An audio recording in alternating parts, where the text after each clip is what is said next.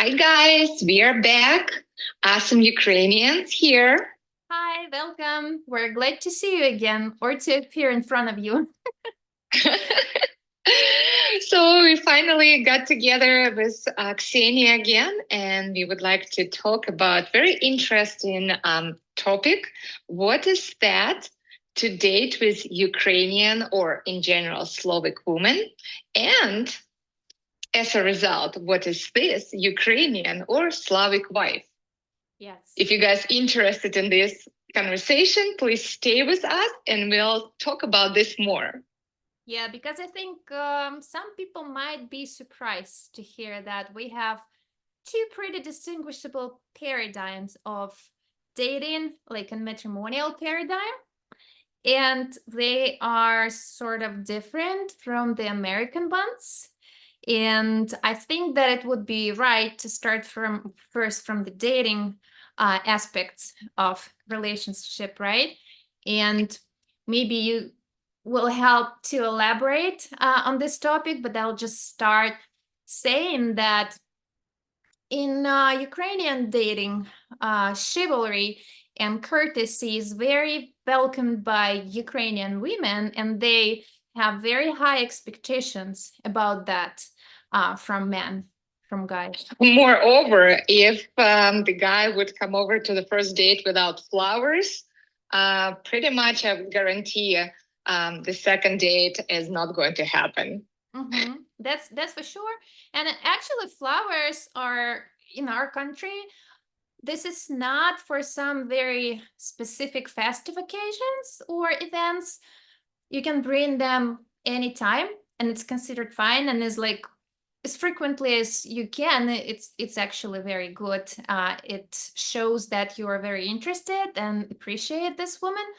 And we have superstition in Ukraine and probably Russia as well. I mean, in Eastern Europe, probably, that you never give any even number of flowers except at the funeral. So the Right. odd number should be given for a life. Right. Yeah, and the even is solely for funeral. You know, that was something shocking that pretty much every bouquet here that you buy in the United States, it would have a dozen of roses. That's just very normal, common. And through the years I've been living here, it doesn't scare me anymore. But the first year, for sure, I would take one and throw it away or separately place in a separate vase because in just my mind, I couldn't handle a dozen of roses in same vase. Yeah, you couldn't And resist it. Yeah. My husband, before he met me, he really self-educated about Ukrainian culture because he was very specific and very curious about Ukrainian culture. So he knew all these details that you need to be romantic. So while we were dating on a distance, he knew that for every real occasion and in between those times, he had to send me flowers to kind of keep my attention, to keep this focus, so I wouldn't try to look around. Yeah. And as you said that he sent you flowers, and we should say that in Ukraine for foreigners, it's pretty much expensive service to do so. So It is. let alone it's very expensive in Ukraine overall. It's not like going to Kroger and buy like a $20 bouquet. Usually they are huge and they're luxurious, and it's just some piece of art or something like this. And this is already expensive, but if they know that you're a foreigner that makes kind of an order from the abroad for your fiancé or girlfriend, they will make sure that they will rip you off, and it will be like for sure times. overcharging. And Yeah. moreover, when I learned how much he spent on all those flowers, I was kind of a little bit mad because for sure through the year of dating on distance and all those flowers, for sure it was over, the price was total over price for new iPhone, for example. And I was like, damn it, I would take new iPhone instead. And you know what? I thought that why wouldn't you try some very well developed Ukrainian service, like online service, when you can order from, like, judging by the picture, you pay and they deliver, and they send you some like photo report or something. But the problem is when I tried to do so for my friend in Ukraine, and she had a birthday and she had some broken heart, and she said, "Well, actually, for my birthday this time, I just want to have as many flowers as I can, just to feel like just to feel kind of appreciated or something like this." And I tried to buy it for her. And the American bank cards, credit cards or debit cards, they were declined. They were not recognized as eligible there. So it's not that easy to buy flowers online. Yeah. That's definitely true. Let's talk about actually like splitting the receipt at the restaurant. Yeah. Do you have any thoughts about this? Because it giggles me a lot, because I know that, well, I have a lot of friends at work who are still in a dating process. And for them, it's very important. I mean, the girlfriends, it's very important that they're paying for themselves. Moreover, if they're inviting the boy that they like or man that they like, they would be just fine to pay the whole bill for them. So the part of the American culture is who invited that person would pay. Definitely not a thing in Ukrainian or Slavic culture. Yeah, it's absolutely different there. And actually, as you said, if the guy would come for the first, like on the first date without flowers, same, like she wouldn't probably even choose him. But same with splitting the bills. Ukrainian and Slavic women, they firmly believe that the man, while dating, should pay always at any restaurant, movie tickets, everywhere. So there's a Even she subtle makes the difference. same money, even their colleagues, and they have exactly the same Yeah. positions and the same amount of pay. She would expect him to take care of all expenses while they're dating. So it's like a very slight difference between the matrimonial like rules in terms of finances and dating, that while you're in a marriage, your husband is a breadwinner and his money, it's family's money, but her money is just her money. But in dating, all the money, like he pays for everything. And there is no even reason to talk about her money. They just don't exist. So yeah, and that's why many Ukrainian or Slavic women, while dating the men from abroad, foreigners, they sometimes feel very awkward when they don't like suggest them to like pay for them at once, and like sitting there and waiting for something, and debating who should pay first. Our women would just put an end in this kind of relationship. Right. And it's not, after 8 years living in this country, of course, I've noticed that I'm very adjusted to the local culture. And nowadays, it seems even odd to me that this is part of the culture where I'm from, because I changed my attitude, and I've been married for almost 8 years. So it's like very different personality and attitude. But I still have friends. My sister lives back home in Ukraine, and I hear interacting with her and how they even go through their family budget. It's very different. And whatever I share from my experience now, because I'm very Americanized now. My sister says, wait, what? Like, you are fully participating in buying his truck or something like this?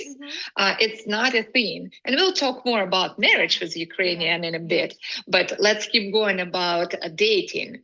I want to say about important gifts, like for birthday or first anniversary or second anniversary gifts. The very high expectations from the boyfriend or fiance while they're still dating. And I want to say that let's talk about this, and then we'll keep going because I have Yeah. more thoughts to say. Yeah.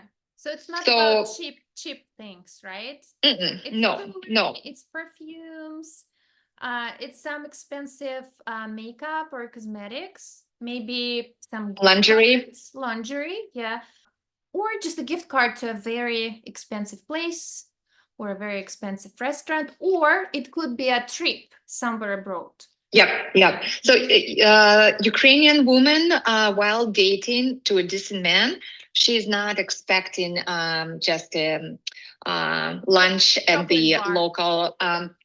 bar or restaurant, and I don't know, a card with written Yeah, couple I of mean, it's words. still possible, like in a mundane life, like day-to-day life, but not on specific occasions. Yeah, it's true.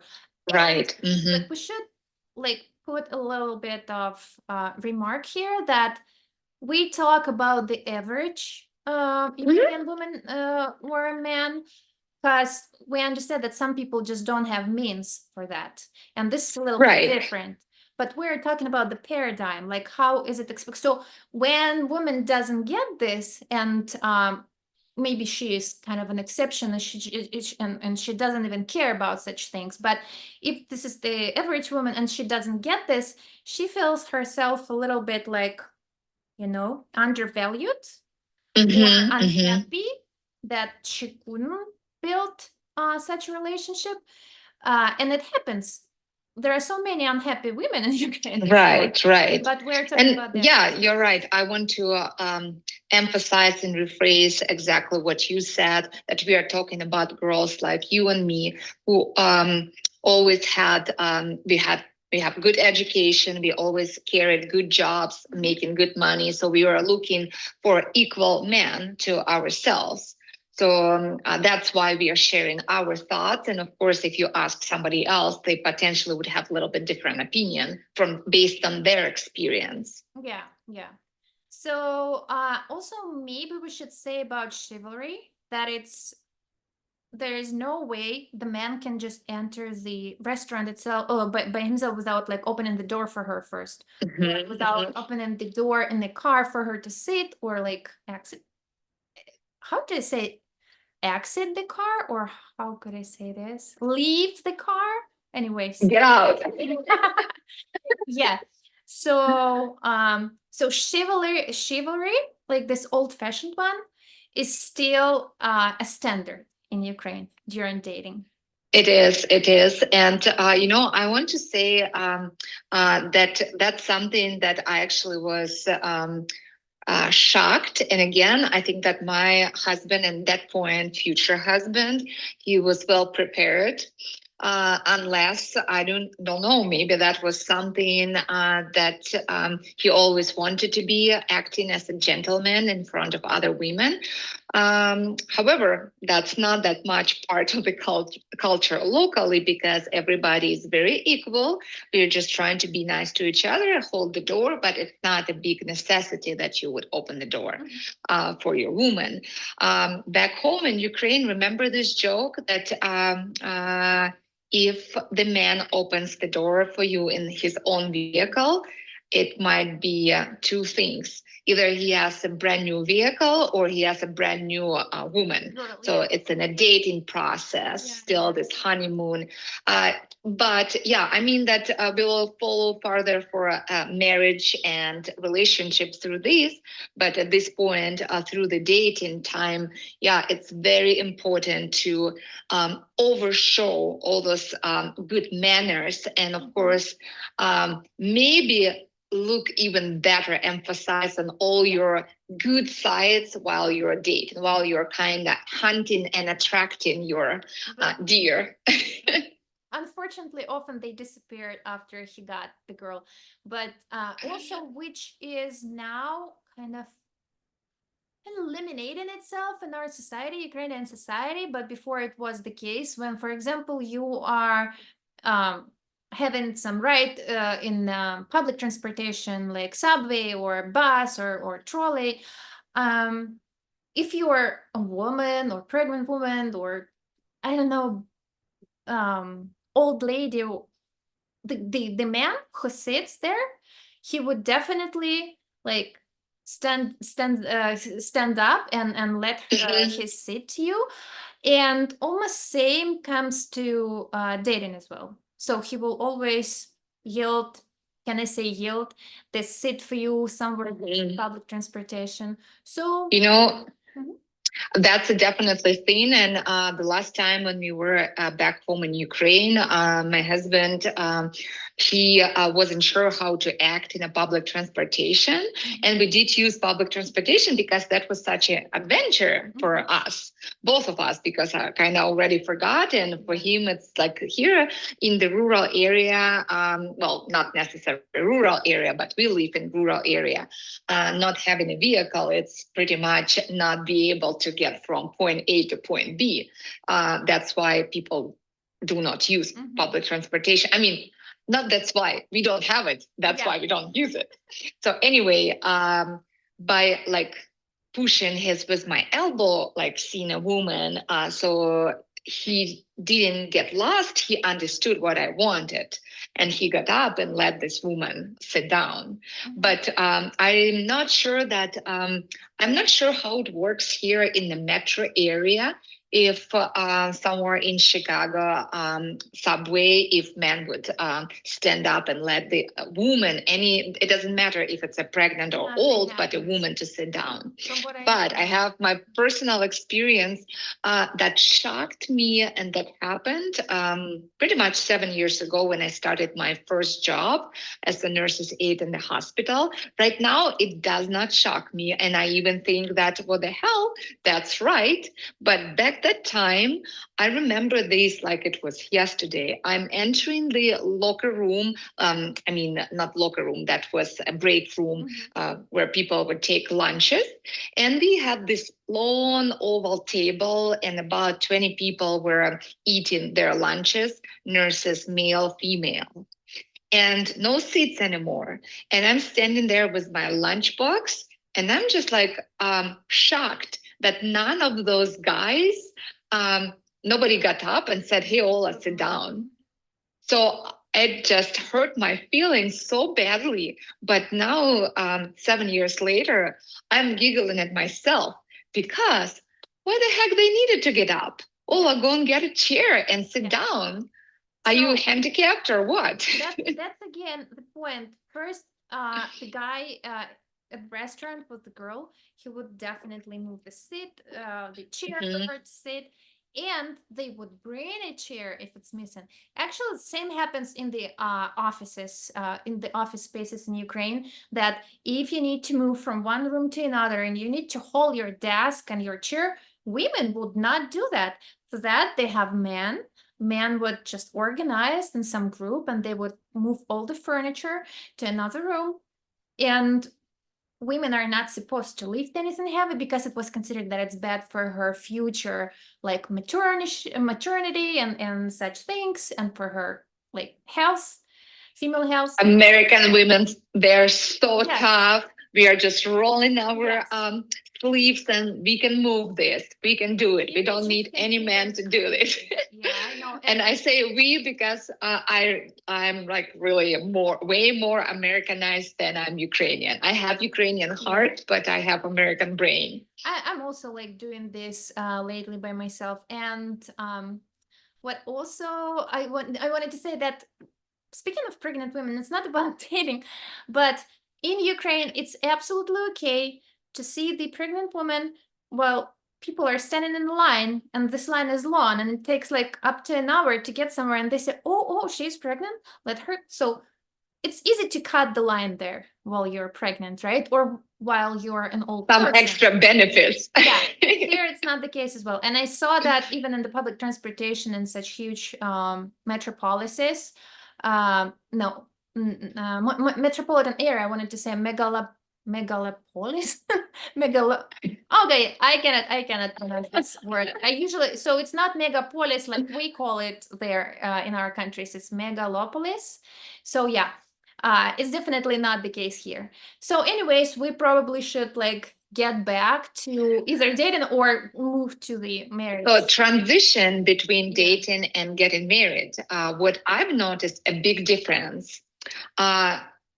at least in my friends, my group of people that I grew up, like my 20s and even early 30s before I moved here, the transition after dating to getting married, if people would start living together, like they're officially engaged, usually this time frame is very limited. Again, could be extended, but in my people that I can speak from experience attending their weddings, usually if they start living together, it just, you can count those months on your fingers.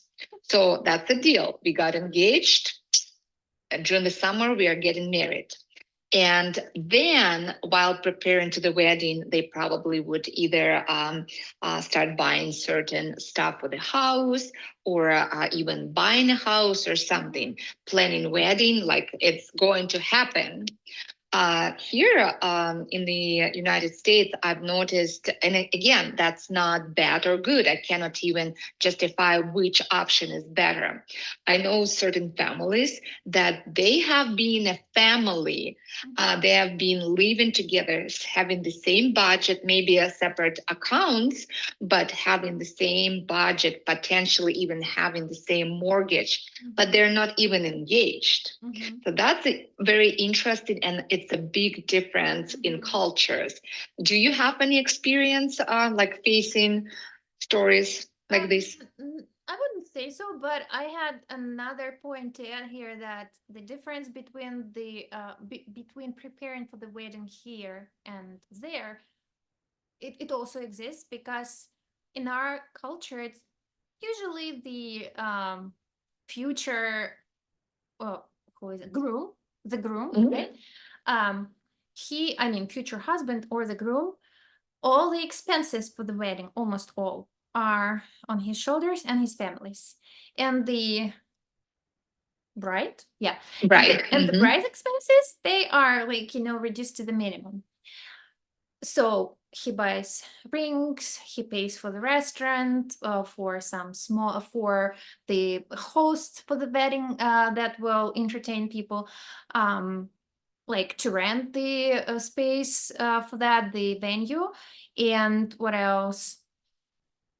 Probably the dress. She and her family will buy the dress, but here, from what I know, it's vice versa. We didn't know, because we're women from Ukraine, and we were not expected like to contribute much, since everyone knows that Ukrainians, like, abilities, like financial capabilities, lower than here. So no one expected this from us, but I know, from what I heard, here the bride's family pays way more than the groom, so he buys the rings and they pay for everything else. This is what I heard. Did you hear something? Yeah, and of course, I heard about this. Moreover, the first time when I heard about this, that was in the TV show Friends. If you remember this part when Monica finally got engaged with Chandler, and she came home to ask parents for her wedding fund, and because parents did not believe anymore that she will ever get married because she had so many relationship that never succeed, they just spend those money on like Porsche or something.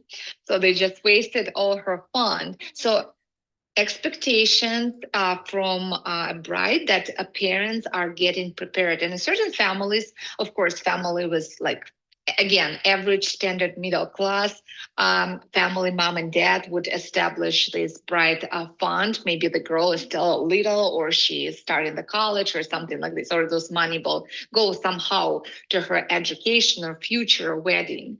Of course, some people, they don't have this ability and they don't have a big wedding, but usually weddings here in northern Minnesota, it's something huge. If you have a wedding under 100 guests invited to your wedding, it's considered a very small, only close family members attending. The average wedding is 300 guests here. That's crazy. Yes, and that's another difference. For us in Ukraine, when you attend a Ukrainian wedding, the gift should be well, usually it's about 30 to 50 guests on the wedding.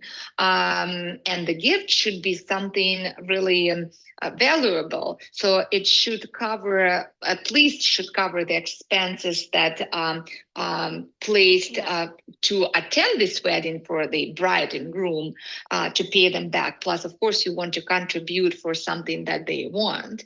Here, to my knowledge, it's very normal if it's your colleague or just, friend, regular friend, it's just fine to put like $50 gift card or cash from couple and attend the wedding. Yeah, this is what I was going to tell too, but you kind of outpaced me. But yeah, I'll add a little bit about this too.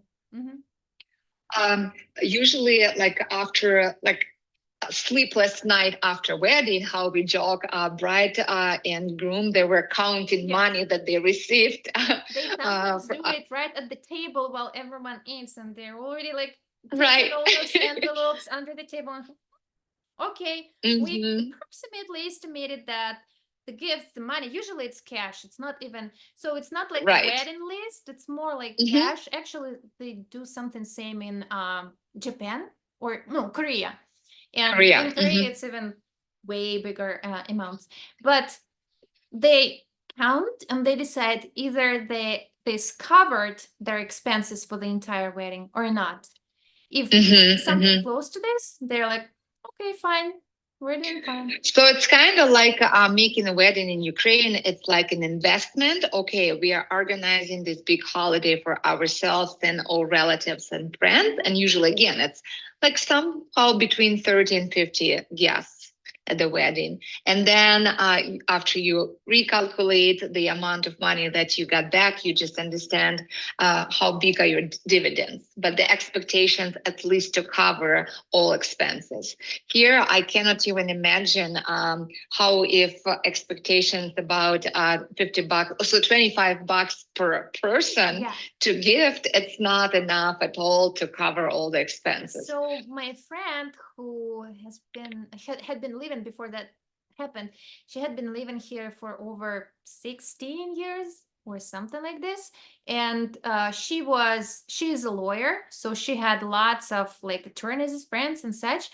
And she had her very first wedding. So she didn't have anything in Ukraine, but she heard how it happens there. So she could have some expectations close to her culture, but still, she made this big event, like splurged like $50,000 in it, and she called about 100 people, and that's closer to New York City, so you can expect that it's not that.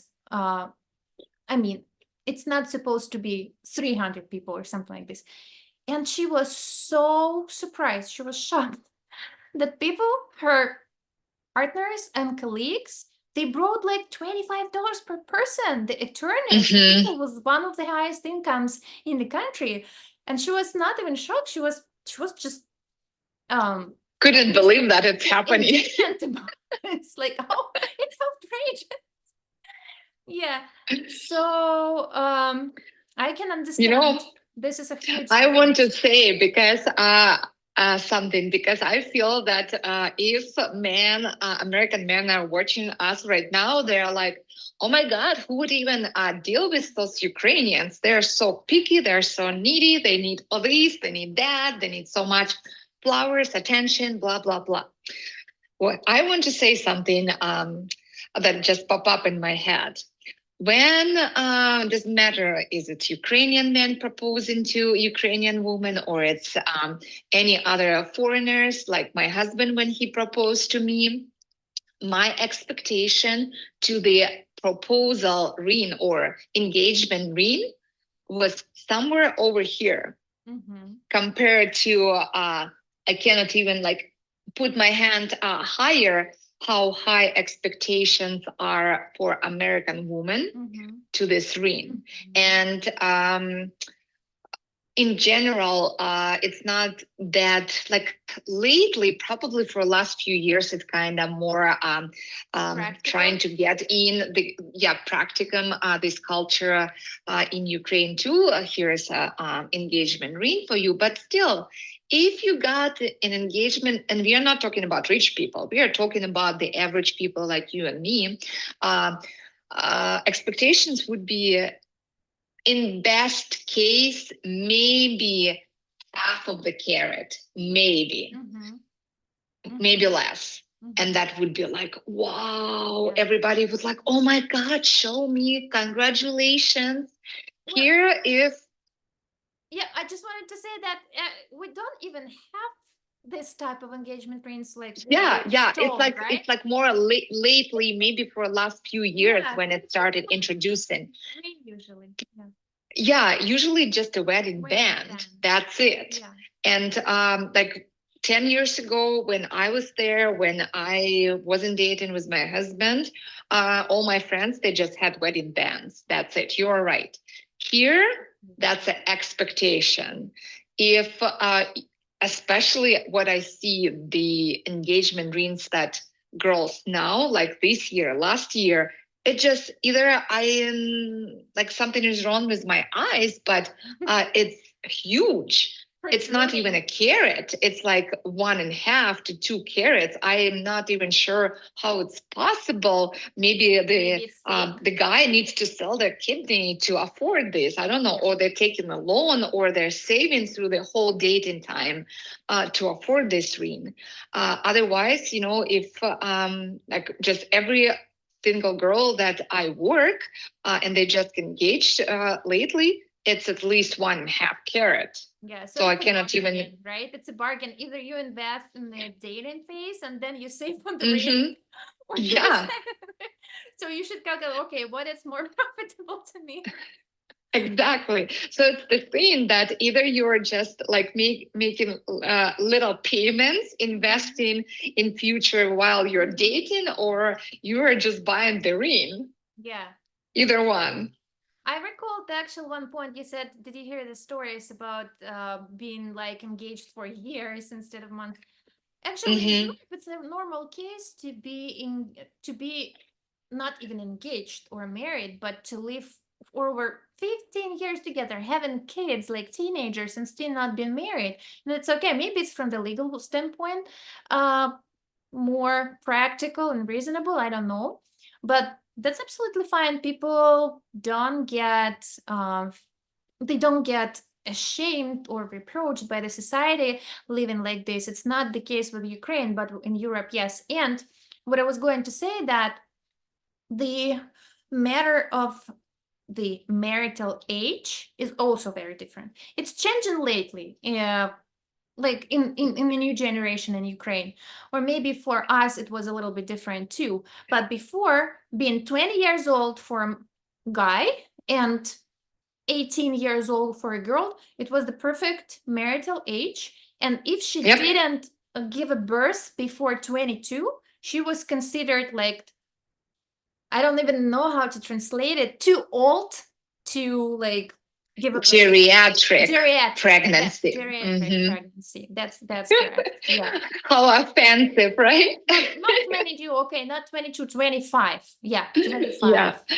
And in general, well, I remember this that being 30 years old, that was something like almost like you're reaching the scary age.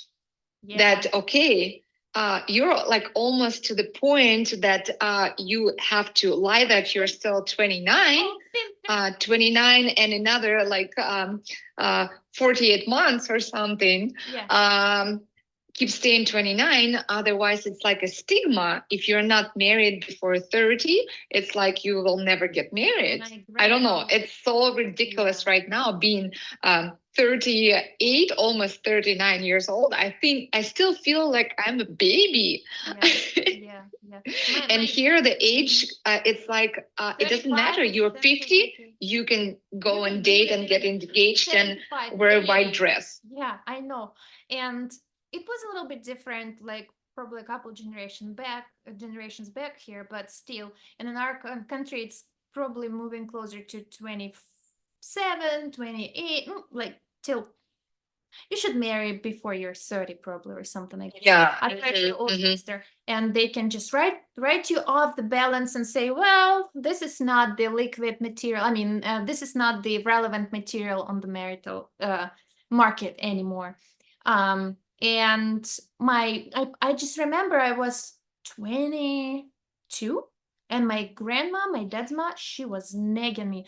So when are you going to get married? When are you going to get married? When are you going to have kids? When are you going to have, if anything, like, I still don't have kids. And then, Oh, encouraging, huh?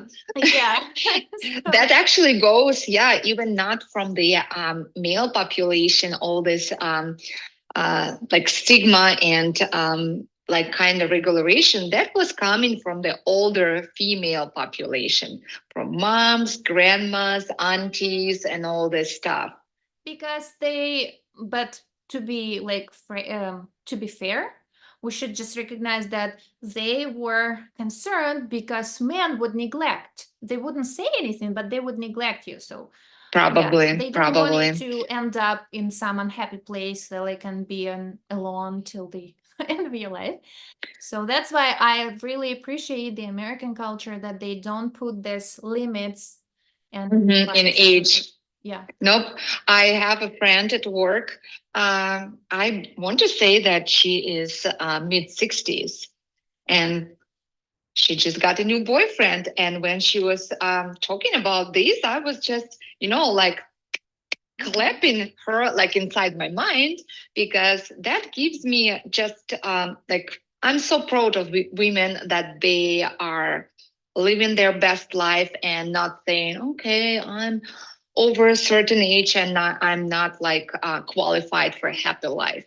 That's why I'm saying that I'm very pro-American vision, but I'm still having this Ukrainian heart. Yeah. So I have an idea to transition us from dating Ukrainian girl into marriage to Ukrainian girl. But before we start that, I just want to say one thing, that we have only 2 minutes left to end this Zoom session, and we usually, guys, do it in couple like runs. We should probably stop now to let this session be recorded, and then we will start the new call. Okay, let me stop the recording.